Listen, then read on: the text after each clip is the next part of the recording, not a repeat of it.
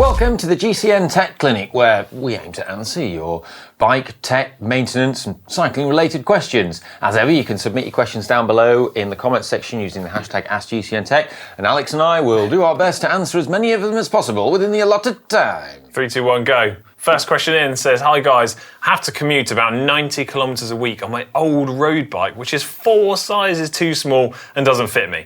Will riding regularly in this massively unoptimised position ruin my performance and power output when I switch to my good road bike with the correct setup for real riding? Is there any research about this, or am I worried for no reason? Thank you. Yeah. It will make a difference. And I'm going to say it's going to increase your risk of getting injury significantly, and it's going to mean you're not maximising the advantage of all this training and riding you're doing. Yeah, just stuff like, things like your back, your neck, your wrists, that kind of thing. It's just not going to be good for your posture and stuff like that. And it's going to be hard to elicit good fitness gains when you're not in a good position. So even if you don't have to spend much, you could just get a bike that's the right size, that's a good commuter bike. If you go like in Bristol, we have the Bristol Bike Project.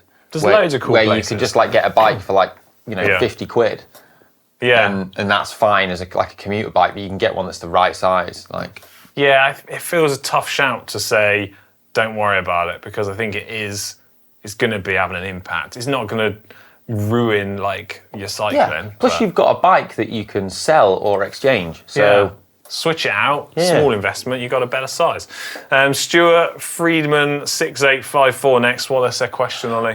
When I record a ride simultaneously on my head unit and direct to Strava on my phone, and then Strava upload it from the head unit, the two Strava entries show very different power figures and calories burned. I don't use a power meter, so everything is estimated by the head unit and or Strava.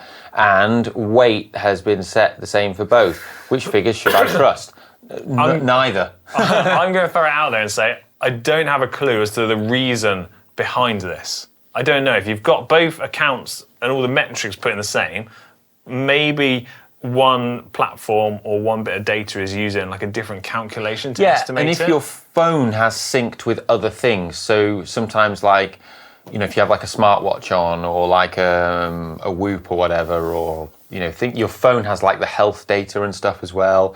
So the phone's gathering other data, the head unit might be processing data in a particular way. You might be getting some cadence and other data in there. I don't know. The head unit process, is going to be doing it differently from the phone. I've thought of something. But the overall message in this is that estimated power on Zwift, it's such a wild estimation. I wouldn't look at it. Don't rely on it. Yeah. And what I did just think though is, whilst we don't have a specific reason or an answer to this, what we can do is put this out to the GCN community. So if somebody else has a techie answer for this, put it in the comments section down below, and hopefully we can share it with everybody. Help us all out. But the power estimations on Zwift don't take into account weather as well, which is a huge thing. So if you've got a headwind one day, it'll just say your power was really low, and your power might have actually been way higher than what it was before.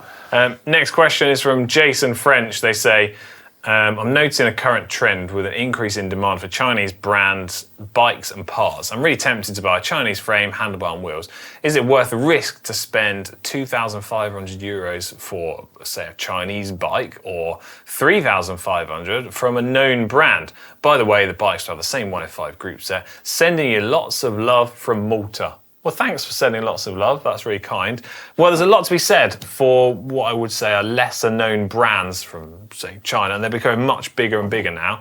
And in some cases, the tech and the materials and stuff used is really comparable to bigger name stuff. Yeah, and these brands are, in many instances, looking to actually build a brand. Yeah. And for that, they are incentivized to make good, reliable products and honor warranties and stuff. Because the internet just tears them to pieces if they don't. Yeah. The one thing I would say is among those brands, if it's some random brand that you've never heard of, then I would preferentially go for one of what are now more established Chinese brands. Yeah. We think of things like we've used, like Winspace or as Yoleo, well. like Yeah. you know, There's those lots sorts of out there. You things. just got to do your research, speak to other people that have had that experience, and look to see what like the brands like to deal with. What's their customer support like? Have you got warranty? Is there any sort of documentation of testing and stuff like this? So, Yeah, but you're right. There are some like really good value products out there. Yeah. And take advantage. Next question is from Scott. They say, is it me or does Ollie look an awful lot like Nico Hulkenburg? You've never seen them in the boat in the same place, have you? Get Kevin Magnussen as well. Yeah, I was going to say that. The other one I get is the guy that invented the Rorschach test, Herman Rorschach. Okay, I actually just did a quick Google search and said Oliver Bridgewood lookalikes. We can't show a picture of Herman Rorschach because of copyright. Oh. However, You can Google search it yourself. you can Google search Herman Rorschach. Let us know in the comments if you think I do actually look like Herman Rorschach. Or if you think there's anyone else that Ollie looks like. It would be good to know, just for fun, really. Next question is from Mohammed Taufek 5529. How often do you charge Di2 battery and update Di2 firmware? I charge up my Di2 as soon as it starts flashing green. Yeah. They've got the like LED indicator on them. So when it's like when you press the thing, if it's solid green, then it is. It's almost full. Yeah, it's like 90%. When it's flashing green, it's like 50%, and then it goes like flashing like yellow, and then like it goes red. If it's red, you're like in trouble. Red basically. and then flashing red, and then you're in trouble. I tell you one thing though. So little known fact, I'm actually colourblind. And You've told me this before, but I just never believed you. I can't tell what colour the LED is. So I have to get like someone else. I have to press it and then go, what colour is that? I don't know why I'm 100%. laughing. I'm not making it up. I don't know why I'm laughing, because if that is the case, it's really unfortunate. Yeah. Just laughing at disability. I'm not. I'm definitely not doing You bigot. that. So what I would say is that I've no... What? I want to go say something sensible now. So what I would say is, having recently moved across to a lot of 12-speed Shimano stuff, if we're talking about Shimano, I found that the battery doesn't last quite as long compared to the 11-speed stuff. So I'm having to charge it up a little bit more regularly. I found that. The bases are still like once a month. It's not very often. No. But the old stuff felt like it lasted ages. In terms of firmware, I'm only ever checking the firmware if for some reason I've connected my phone to the bike to maybe change some sort of setting, or if there's a problem. So it's pretty rare that I'm checking that. Yeah. Yeah. I think it's the nature of a wireless system in that it's in communication with the shifters. It does go to sleep though. Yeah. But yeah.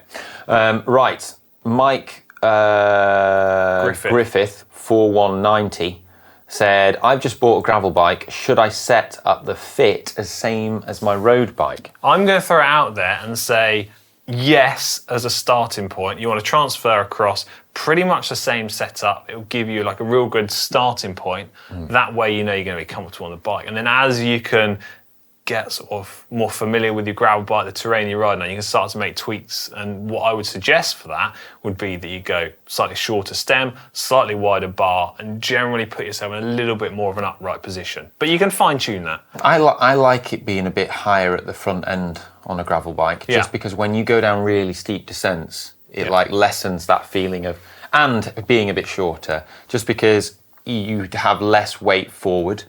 And it's that thing of often when you go down really steep, like little off-road bits, you feel that sensation that you're going over the bars. Yeah. And it like mitigates that. There you go. Solid advice.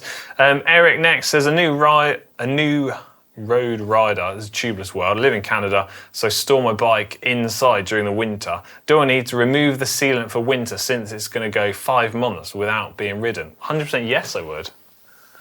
Where is it? Sealant remover. This stuff comes in great for that kind of thing. Yeah. Because sealant can dry, even if there's still liquid in there, you'll find that some of it has sort of dried around the edge of the tyre, and it can just be a pain to remove it. So sealant, use a sealant remover product. Here's one from Syncro. Yeah, I would definitely take all the sealant out, clean it all up before storing the bike for 5 months. Otherwise, you're going to have a headache when it comes to getting the bike back out. Next question is from Jovista do the pros use synchro shift on 2x road bikes and also TT bikes, question mark. Well, I don't 100% have a certain answer here, but speaking from my own experience when I was racing and all of the different bikes we've seen, on the road, I'm going to say people aren't using like synchro shift. They want complete control over the gears themselves. Time trial bikes, I think there's a bit of use of this, but I'm going to leave it over to you. It depends on the rider. Yeah. But on the whole, most pros want like total control over it. When I've spoken to them, and spoken to the mechanics as well, they just have it fully manual. The one thing, although something that is quite common, and this is something that I do as well, is because you can do this now in the new eTube app on Shimano if you have Di2, you can lock out certain gears. Mm-hmm. So my bike won't automatically shift when I get to that point, but what it won't do is it just won't let me shift any further. So for example, if I'm in the big ring at the front and then I'm moving up the cassette, I know that the last two cogs combined with the big ring, the last two big cogs, that's like a not good chain line, it's not a good gear to be in. So my bike just stops shifting at that point. And the only way I can get into those two bigger sprockets at the back is if I change on the front.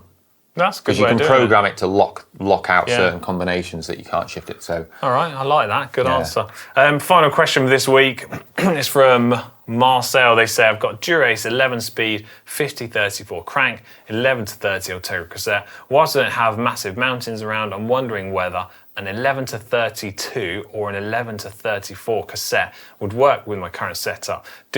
Would I need to resize the chain? Waxed, of course. Yes, you would need to resize the chain. Does the rear derailleur need adjustment? Yes, the rear derailleur would need adjustment. They say buying new Ultegra derailleurs, battery and hoods costs $1,500, so that's a no.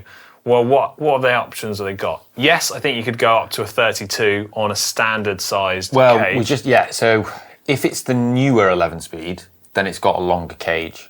Yeah, pretty much. But there are like other older 11-speed ones that are short cage. Yeah. If you've got the standard cage, then you can maybe get away with the 32. If you've got the longer cage one, which 100%. Is like the GS, I can't remember which it is. Yeah, then it's rated to a 32, but you can put a Shimano are pretty conservative with it, aren't they? If you wind the B limit screw out, you can get a 34 in there, and it does work. I've done it.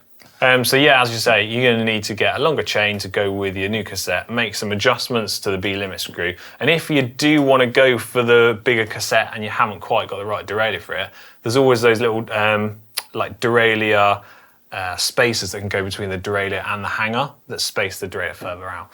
I use an 11-34 cassette like all the time. I love it. There you go. Just be mindful with your shifting if you push the limits of it slightly. Yeah. That was it. Last question for this week's clinic. Hope everybody's found that helpful. And as always, if we haven't answered your question, I can only say sorry and comment it in the question down below. Right. See you later.